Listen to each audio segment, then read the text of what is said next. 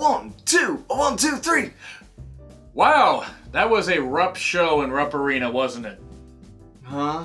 Yeah, it was. But yeah, by the way, I'm Jonn Ritland. That is The Derbinator. a Raw Lexington. This was bad. Yeah, This it was not good. It reeked of mediocrity with hints of disappointment. Look, I get. Maybe it's because I'm exhausted. I'm exhausted also. Look, I don't have high expectations for WWE TV Weekly. By the way, their new their new pay-per-view to replace Backlash Stomping Grounds is going to be in the Tacoma Dome, 70 miles from here. And if we wanted to go enjoy the aroma of Tacoma, we'd go. But we don't. You're going to be at an indie show, by the way, anyway. Yes. I will be watching Money in the Bank. I will be watching Stomping Grounds. I will, because the channel is so active, I will be watching this stuff. Kind of in protest, because at this point, WWE programming is a bit of a chore to get through. Yeah. Despite all the talents. Anyway, so yeah, we get Alexa introducing the men's Money in the Bank participants, which are... Oh, boy. Braun was first. Braun. We get Drew out. And we get... Ricochet. And we get, unfortunately... Baron Corbin Dallas! I get that you want... Look, Strowman, I get in there. You want to have a strong guy. Okay, I personally wouldn't have put him in there, but he's not going to win it. Corbin, they made fun of the fact that he failed to cash in against Jinder Mahal, of all people. Right. Never forget. Never forgetting. Braun, though, however, failed to cash in because he handed his briefcase, and it was a Hell in a Cell match that ended in a no contest. Somehow. Yes. Yeah. Because that's how that works. Ricochet was given a chance to do, to cut a promo. Yeah, and he did alright. He did fine. Corbin, look, I'm sorry. I don't see what they see in him. I just don't. As a guy, he does some good shit. As a dude. As a person, he seems fine. What? There was some fan or whatever tweeted that has high function autism or something like that. That was in Iowa. No, they wanted to meet him. And Corbin said, "Let me know what city you're in." It was an actual tweet. I thought they were talking about Baron Corbin. I was like, No. This fan actually tweeted that they wanted to meet Baron Corbin. That was really cool. Corbin wanted to go meet him. That's awesome. But Corbin as a wrestler, he's not bad in the ring, but he's just bland. He's horribly bland. Not as bland as Michael Elgin. His delivery is bland. It is. Michael Elgin. He's good at... He can physically present himself as cocky, but when he opens up his trap, it loses it. It's like Impact signing Michael Elgin or bringing him in for some reason. Because apparently they like having controversy. So anyway, yes, a tag match is made out of this. Shocking. Drew, by Braun Strowman, no less. Who's the GM? I guess Braun Strowman's the authority here. By the way... I mean, would you argue with him? No, I wouldn't. I wouldn't even argue with him from here. So Drew, though, cutting everybody down and even cutting Corbin down, and that would come into play later in the tag. The crowd loved Ricochet. It's almost like he's from Kentucky. Yeah, almost. From somewhere in Kentucky. I don't know what the hell the name of the city is. Palookaville? Whatever it is. Palookaville. There was a tailbone kick, or a kick where Drew landed on his tailbone. Yeah. Hurt his tailbone. He hurt himself trying to carry Corbin in this match. Drew finally has enough. Have you ever tried to haul around 250 pounds of dead weight? I think he's 270. He's 6'8" and 270. But yeah, Drew has enough. Clocks Corbin. 450 from Ricochet. No. 450? No, it wasn't. Moonsault. It was moonsault or so shooting star press. That's right. Sorry, we really didn't. He looks like he had hurt his core, or he had worn himself out too much. So instead of going for the 630, he went for the smarter move, which is a move that he knows he could do easily. Right, and I mean, to be fair, it was a fine match. Ricochet getting the victory is fine. He's not going to win Money in the Bank. I don't think it. Drew's got to win it. If you're going with somebody from the Raw side, it's got to be Drew. We'll see what happens on SmackDown. Yeah. And then we get the Usos cutting a very Briscoes-like promo where they're shouting, not swearing as much as the Briscoes. They make more sense than the Briscoes. It was weird. Yeah, and then they face the Good Brothers. Yeah, and then they had another thing after that. Yeah, but the Good Brothers, by the way, we'll get to that after the match. The Good Brothers got drafted to Raw, apparently. We did not know about this. The Superstar Shakeup is apparently just going to go into next year. And then the next Superstar Shakeup will occur! Except someone loosened the lid off the Superstar little container, so it's like something like you go to pour it on your food and boom, there's Superstars everywhere. I had an uncle that actually was trying to put those peppers from at a pizza joint, and the lid was loose, and he ended up pouring them all up, and his face ended up turning so goddamn red. It was actually about as red. I mean, I know this is pink, but it's about like that. It was. So not very red, apparently. Right. Good Brothers lost. What? Right. Yeah. Big splash on the bald guy for the win. And then we get the Usos that were backstage with the Revival spying on them, an invasion of privacy. Filming people in the shower because... Yeah. That's really appropriate shit to do, And it was... One of them needed help shaving his back. It was Dash shaving, with a dash of back hair. Yeah. Why? Did the person who wrote the Drake Maverick pissing spot write this part too? I mean, look, the shave your back thing wasn't even really all that great with Albert, but Albert was hairy. I don't get this. I know the Revival want to leave. If they did that joke with Killian Dane, I'd get it. I think they started to, and then the Full Sail crowd just shut them down. Yeah. Which was good. But I don't get it. I mean, look, I didn't find it funny, and I mean, the Attitude Era was in the Attitude Era for a reason. Kind of move on from this stuff. I like juvenile humor. Have you watched this show? Right.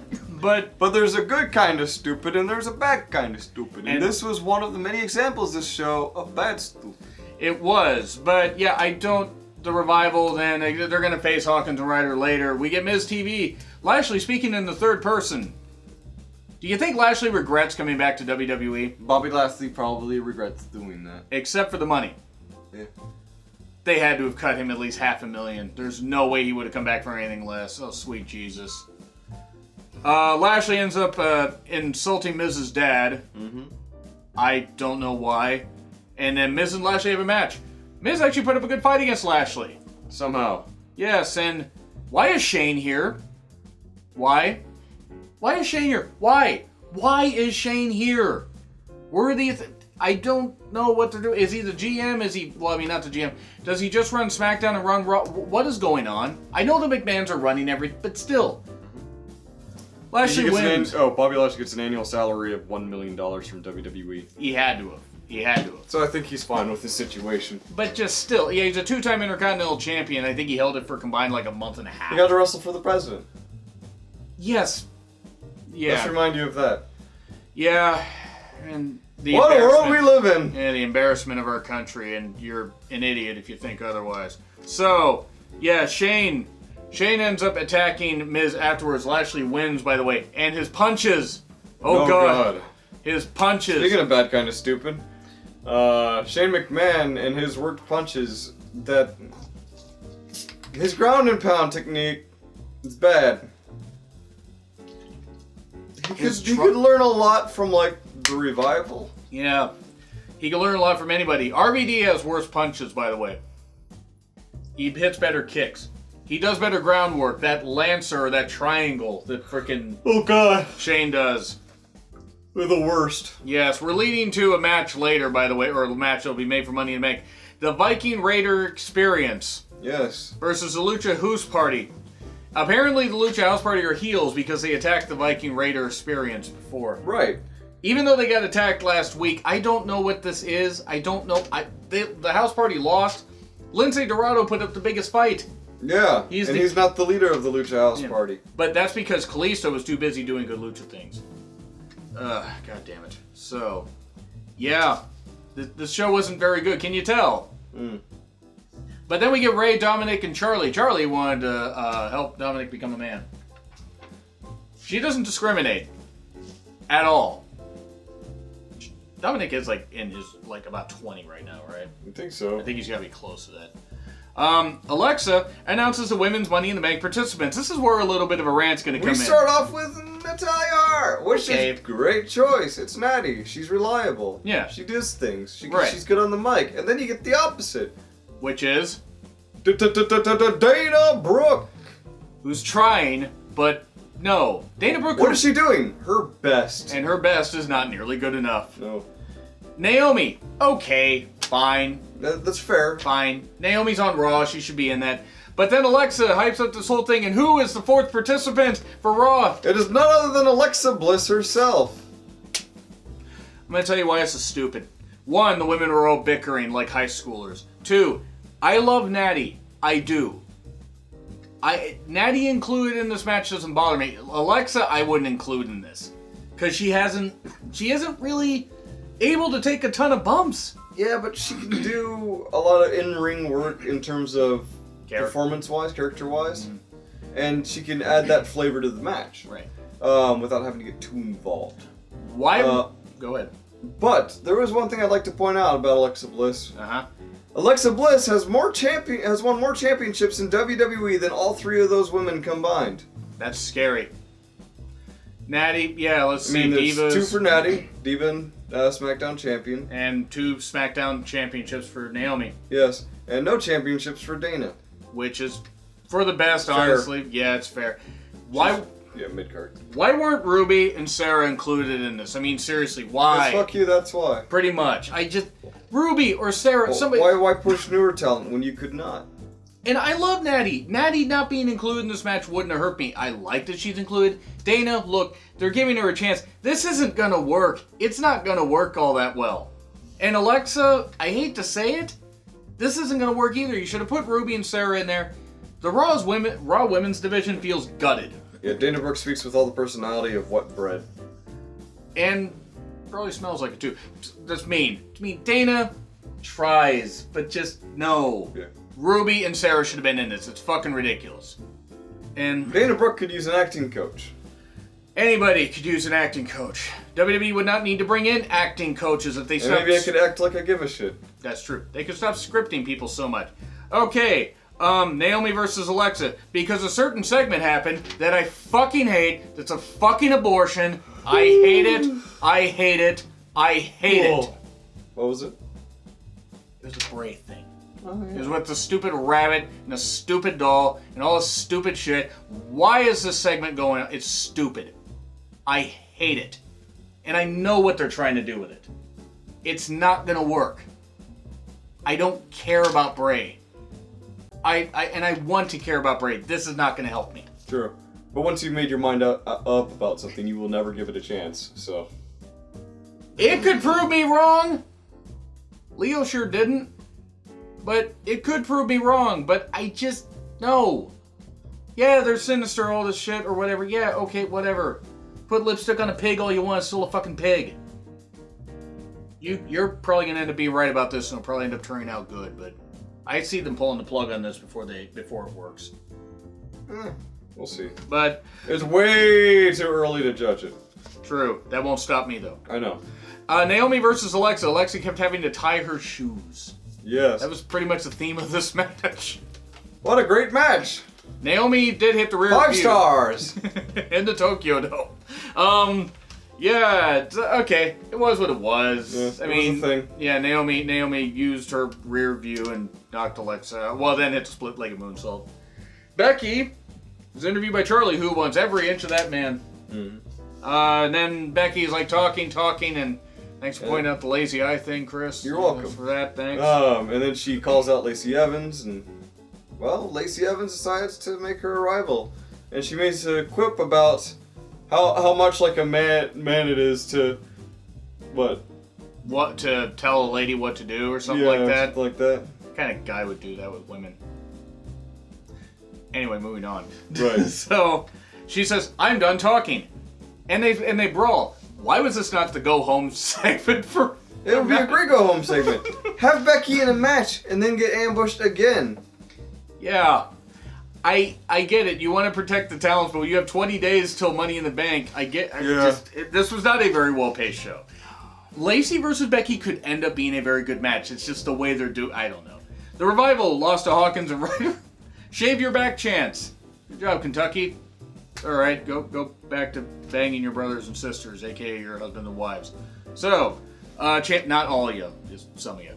But yeah, the champs win. Okay, cool. We have Sarah interviewing The Miz. It's a steel cage match, not Miz's dad on a pole match or on a forklift.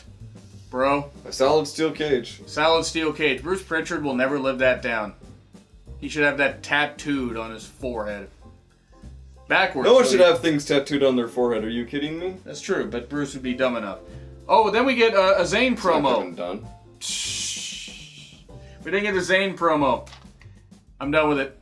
I'm done. Yeah, it was a little too much. It went on too long. There's Daniel Bryan's Preachy, which was great because it had a theme to it. Right. It plucked at some truth. Right.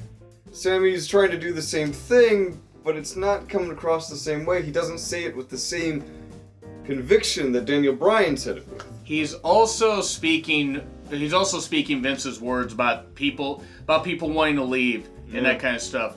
And why would you want to leave when you can make fun of all of these assholes? You know, and honestly, I think Zayn wants to leave. I don't know. At this point, I wouldn't be surprised. I don't know. But very generic of him. See what you did there. Imagine him in the best of Super Junior. So, yeah, I don't know if he's El Generico's dead, though. He is. Zayn, though, is not. True. Yeah, this was not very good. And look, I like Sami Zayn. Hopefully it'll work. I just don't think so. Ray versus Joe. It wasn't good. No. It wasn't. Joe got pinned, yet it looked like Joe's arms were under the ropes. Which would constitute it being a breakup there, so... And it was a bad pin where Ray had him pinned for like a 6 count, yet Joe just stayed down. Yeah. And then Dominic picked up Ray to celebrate. Big strong boy. Big strong boy. And then Styles versus... train with Mustache Mountain. I would, yeah. And then if he makes it through training, see if he's done with Pete. Pete would just forearm him into oblivion. We think it's Styles and Rollins in the contract sign. Unfortunately, Cole was there and was not put through a table. Meanwhile, back at the plot, they discussed the fruit roll-up belt is there. Yes. I'm gonna burn it down. You want to make Raw the house that AJ Styles built and all that and everything, and then they brawl after a sucker punch by Styles. Yes. Phenomenal forearm through the table. Why was this not the go home segment? Usually contract signings happen 3 weeks before the pay-per-view, right? D. I'm sorry, D. This is just, no. D+. D+. You know what? D+. I'll go D+. I was not enthused about the show. Right. But if you guys agree with us, there's a follow-up here. Even if you don't agree, do that. Or leave a comment down below.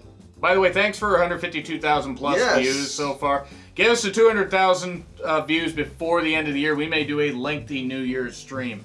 Yeah, we might do like an AMA stream or something if we have enough subscribers by then. We could do that and plug the hell out of it. Anyway, yes, I will be reviewing all the pay-per-views this summer, even if you'll be at the indie shows. Yes. But it may be under protest because we're not very good, or Raw's not very good right now. WWE's not very good right now. It's not all bad, but some of it's bad. Anyway, yeah, do all that stuff. We will be back with a pre-SmackDown stream and a SmackDown review tomorrow. I'm Jonn Ritland. That is... The Derbinator. Yeah, see you tomorrow. Yep.